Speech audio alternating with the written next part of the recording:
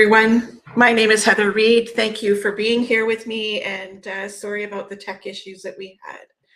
I use she, her pronouns, and for those using accessibility technology, I'm a 61-year-old white female, and I've got ash-colored hair, red glasses, oops, forgot to put them on, and I'm wearing a navy top, and I'm coming to you from my home office.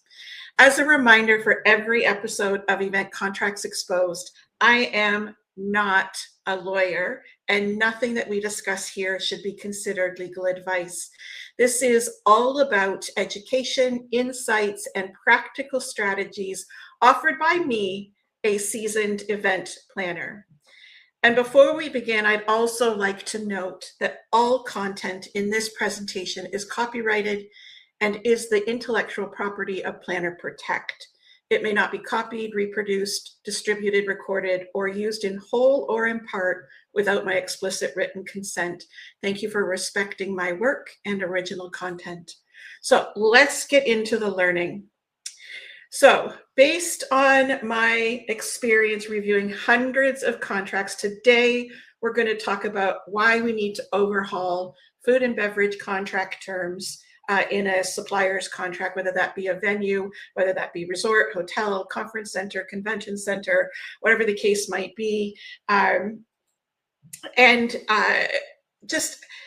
know that so much effort is put into our food and beverage events, so much money is spent on food and beverage events, but yet our draft contracts that we receive from our supplier partners are quite void in detail when it comes to food and beverage events. So in no particular order, these are the 5 things that I typically see, and this is about the extent of it for most contracts. They have a food and beverage revenue minimum, typically expressed as a dollar value. The contract would have a food and beverage revenue attrition, and they define how that would be calculated. Then they typically have the individual food and beverage events identified in the schedule of events, or what might be called the event agenda. There may be some reference to a liquor license, and they would express the limitations of the license. You can't, bring in outside alcohol, etc. And there may be reference to service of intoxicated attendees. And then you also see service charges and taxes on food and beverage revenue. So those 5 are very, very important, but they really are bare bones. So I want to give you lots to think about. I can't begin to give you everything to think about, but I want to give you a few things that we as planners should be looking for, negotiating, and expecting to see in a strategically negotiated contract. So at the outset of negotiations, it is vital to establish if food and or beverage services are provided on an exclusive basis or a preferred basis. So the very first thing that we want to look at in a contract is if the food services and or the beverage services, who is providing those? So the group should want to have it identified in writing if the food services provider is on an exclusive basis. So that would mean that the contracting entity owns the food services, or they are providing through a third party outside caterer food services on an exclusive basis. Or are they providing food services on a preferred basis, such as that the group can elect to use that preferred supplier or elect not to use that particular preferred supplier. And then the same can be said about beverages. The group should want to have it identified in writing if the alcoholic beverages services provider is on an exclusive basis. So does the contracting entity, the venue, do they own the liquor license, or are they contracted with a third party outside provider that owns the licensing for the alcoholic services, and that's on an exclusive basis? Or is it on a preferred basis so that the group can elect to use or not use the identified alcoholic beverage services provider. So in thinking about these two specifications, if you will, there's lots of questions that come to mind. So for exclusive status, so that means that if you're going into a venue, you are required to use the food and or alcoholic beverage services provider, whether that's that the venue owns it or they have an exclusive relationship with an outside party. So if that's the case and it is exclusive and they own the services, are there any anticipated plans for changing to an outside third-party caterer on either an exclusive or preferred basis? So if you're contracting long-term out, what if there is a change in that provider, whether it's exclusively owned or exclusively contracted out? What happens if there's a change? In what ways will the group's contract with that venue or entity, how would it be affected if that entity no longer owns the services? And then if the contracting entity no longer owns the food and or alcoholic beverages services, in what ways will the group be compensated if the new food and or alcoholic beverages provider does not perform to the same or better standards than what was contracted at the beginning of signing? And then if the exclusive services are not owned, but they are provided on by a third party outside caterer, so the venue or the entity does not own those services, but they have an exclusive relationship with another entity, who is that outside third party exclusive provider for food and or alcoholic beverages? When does that contract with that entity expire? Is that before your event dates or after the event dates? And what will happen if a different third-party exclusive provider is in place at the time of the event? Is the group obligated to use a new provider? So those are some of the really deep thinking things, but they affect your contracting at a certain point in time for a future event. And you want to ensure that those particulars, those entities that you are contracting with, will remain in place or be better than what you when you signed your contract. And you need to protect that. So that's an important element. All right. We've got minimum food and beverage revenue as a part that needs to be addressed. Typically, the language here is specific and clear because it is reflecting the top priority of the contracting entity or the venue or the supplier, and that is revenue. I'm not going to spend a lot of time on this one, but I have some, quote, additional thoughts to consider. So I would very specifically ask for if the minimum revenue includes or specifically excludes any of the following: service charges, gratuities, administrative fees, other surcharges, and or taxes that are related to food and beverage services. Rarely are these items included in the minimum value, but you don't want to make assumptions. You want to have it clearly laid out. What is excluded or what is included. And speaking of included, you want the minimum revenue to be defined as revenue that includes three things: all on consumption items, including but not limited to hosted drink bars. So on consumption items, I'm starting to see contracts that exclude hosted bar drinks that count towards your food and beverage. It's just one little minor exclusion, but for a lot of programs that can have a pretty big impact, not including the alcoholic tab. B, all food and beverage functions are included in the calculation of the food and beverage revenue amount. It's regardless of the size of the event and regardless of the purpose of the event. So you quite often will see that events smaller than 10 people won't count, or 25 people, or that hospitality suites organized by the group don't count. Well, you want to have every single revenue opportunity specifically included as part of your actualized revenue and as part of their calculation. And then third, C, when applicable, and for some events, you want to make sure that you're in conjunction with ICW, in conjunction with events. Those are not the group hosting the events, but groups that are coming to the supplier or the property, the venue, to do business in conjunction with, so alongside of the primary event organizer. And if you are offering space, contracted space to those other entities, you want their food and beverage to contribute to your minimum calculation. So there's some extra little things to think about that quite often are not at all mentioned in a contract.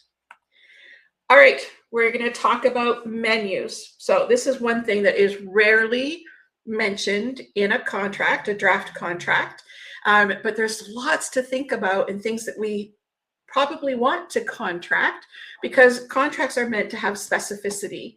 And as I showed you, the 5 things that cover, the 5 things that are typically covered, they don't even talk about the actual food or the menus or food service, etc. So these next few things are important to add in.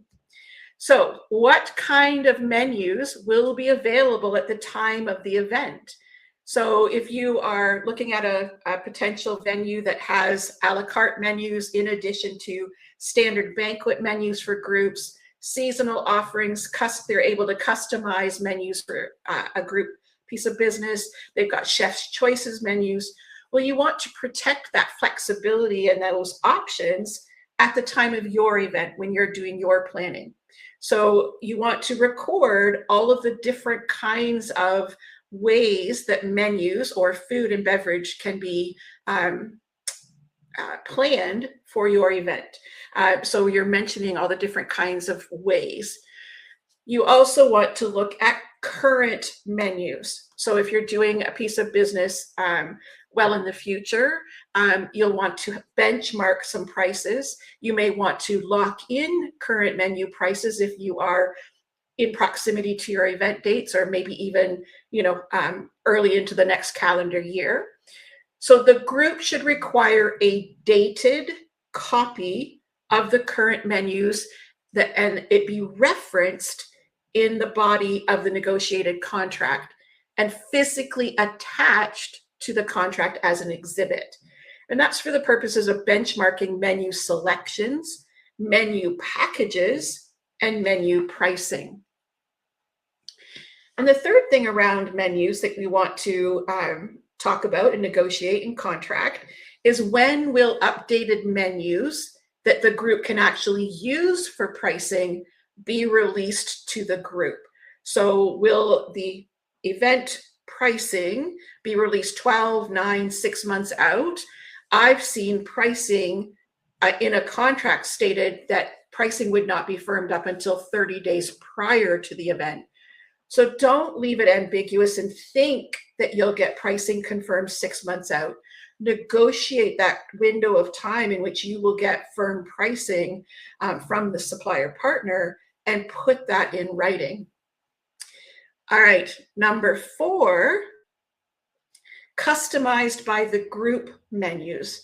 The negotiated contract should protect the right to create custom menus if that is something that is being offered at the time of supplier partner selection.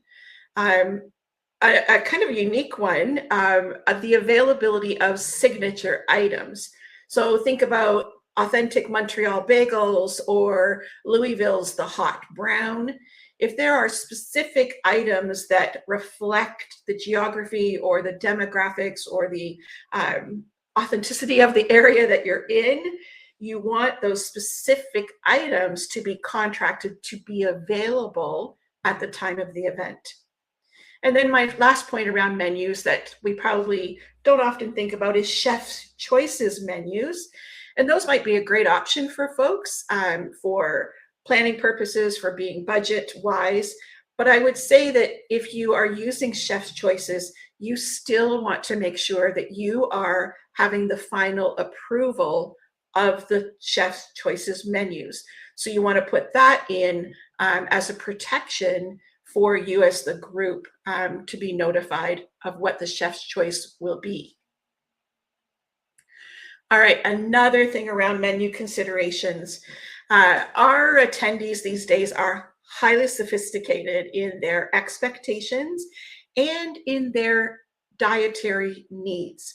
So here are some things to consider when contracting menu selections.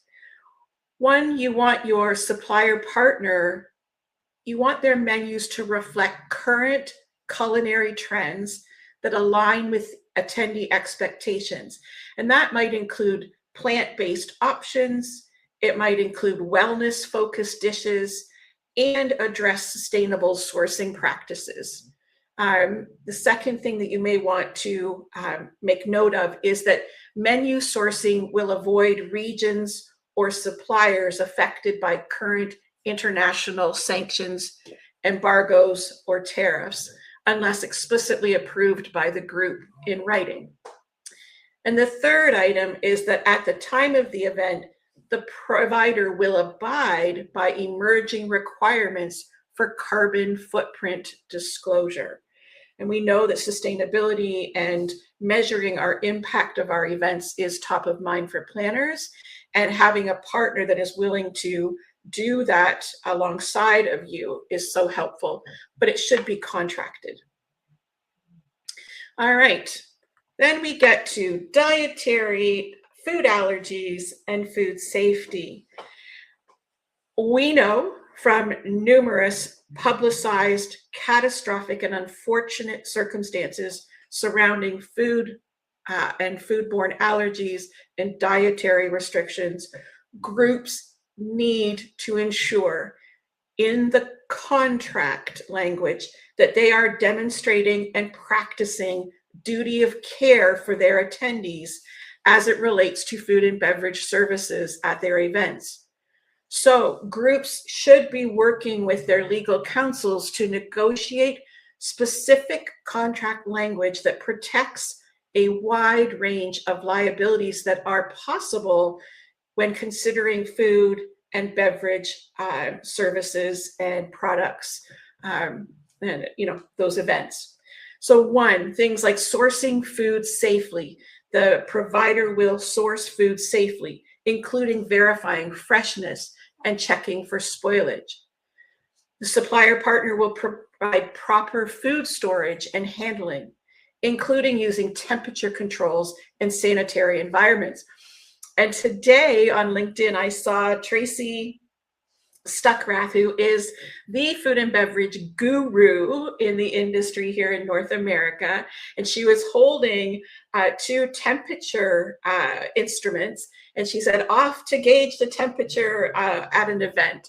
So I thought that was like so timely, and I'm talking about this today. So the third thing you might want to think about is avoiding cross-contamination, especially between allergens and non-allergen items. So what is the supplier partner doing to ensure the safety of your attendees, and how are you aware of what they're doing? Preparing and cooking food to safe internal temperatures, which avoids undercooking in items that could pose a risk. So we think about chicken or pork being undercooked. And finally, second to last, training staff in hygiene, allergen awareness, and local food safety regulations. Absolutely paramount. You want to ensure that you are contracting with staff that has been minimally, appropriately, over the top trained to be there as wait staff. And finally, you want your supplier partner to maintain all licenses, inspections, and permits required by law for food service. So I would challenge you to think about the contracts that you've looked at, the contracts that you've negotiated, and I probably 99.9% sure that none of them address these kinds of heavy-hitting responsibilities that groups carry when contracting for food and beverage services. Alrighty, pricing. This is another consideration. This is not the revenue minimum. This is food and beverage products and services pricing. So in contracts that I've reviewed for clients, I've seen food and beverage budgets of a few tens of thousands to hundreds of thousands of dollars being spent on food and beverage. And yet, as I said earlier, the contract terms protecting the deliverables and the expectations of the group for spending those revenues are not included in most draft contracts. So contracting strategically to establish and confirm food and beverage pricing is a critical component of any event contract, as it is for all items that are the group or the attendees will pay. So the group should require that the contracting entity offers or is willing to negotiate various ranges of food pricing formats, such as charge per person, charge per consumption, charge by quantity, charge by item. And then the flip side, you want to think about beverages. You want a la carte pricing, host bar pricing, open bars, combination bars, and ticketed bars. So you are defining all of the different ways that you can present and choose food and beverage services and a range of pricing formats from which to choose and protecting those. In addition, the contracting entity should be required to put in writing that all existing food and beverage related surcharges have been fully disclosed in the final negotiated contract.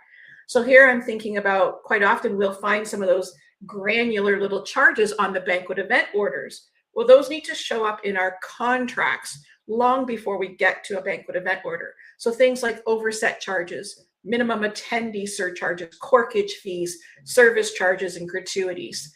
And then lastly, for food and beverage pricing, when the event contract provides a confirmed price for food and beverage services, the client should require the venue or the caterer, whichever entity it is, to identify in writing in that final contract anything that's called conditions precedent. So conditions precedent is, my understanding, a legal term that refers to any specific requirements or minimums or situations that must be met for the quoted pricing to apply. So in thinking about conditions precedent, examples of this might be, is there a minimum attendee count that is required to meet or exceed to get that pricing? Is there a service time limit for that pricing? In other words, it's, breakfast is 1.5 hours only, or overtime starts to rack up.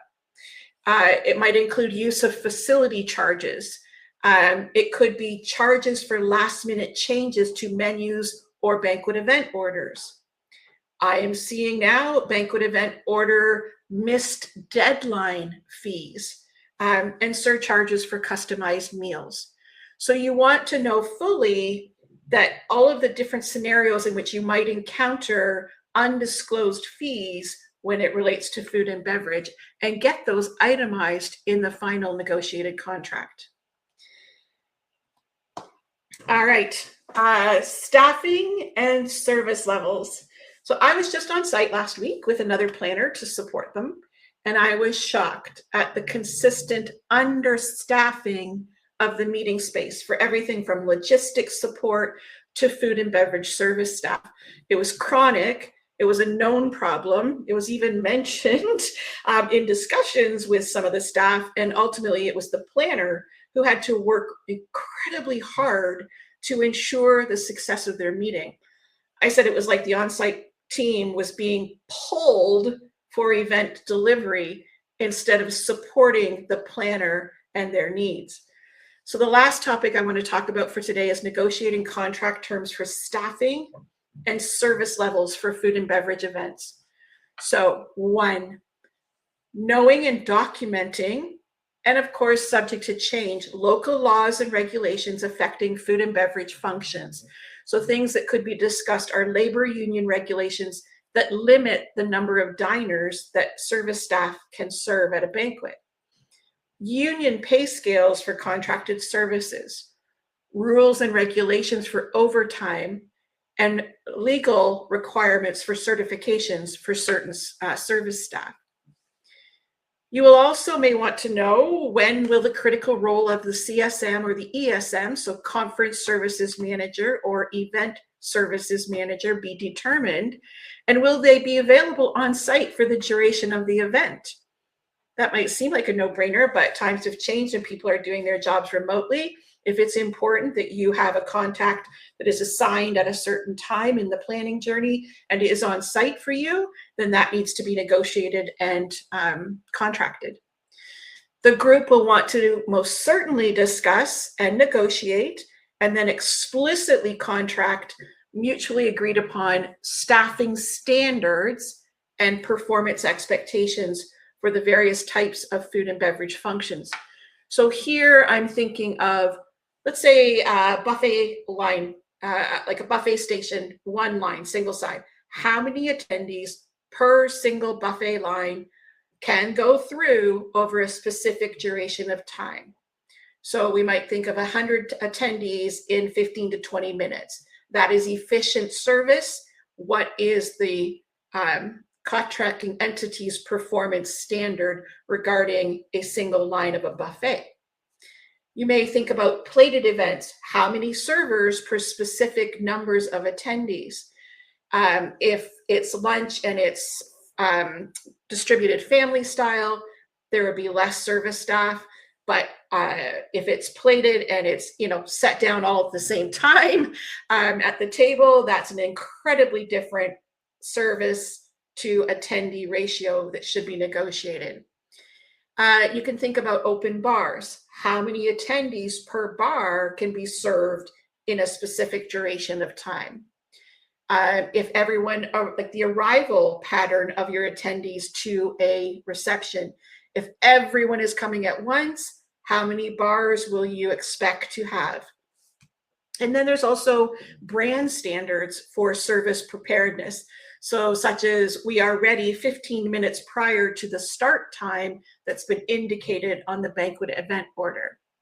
So getting some of those granular execution elements down on paper gives you, the group, something measurable to take forward when you're looking at how did the supplier partner do. And finally, I want to look at number 4, which is related to training and certifications of staff.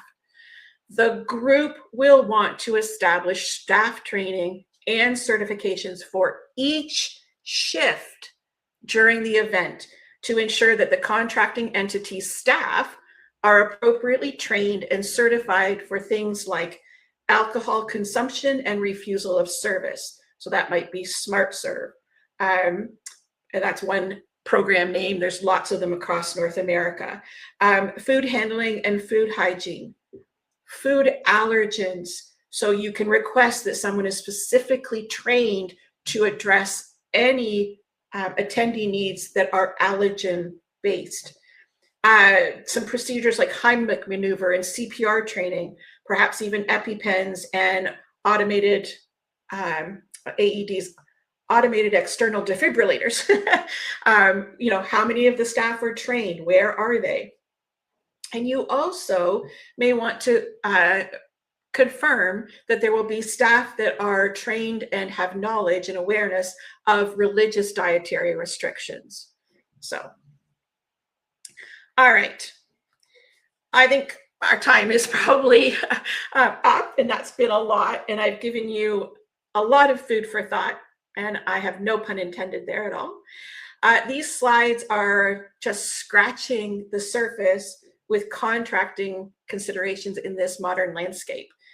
If you are interested in learning more about contracting thoroughly and strategically for food and beverage events, I would encourage you to look at the Certified Event Contract Professional Credential Program.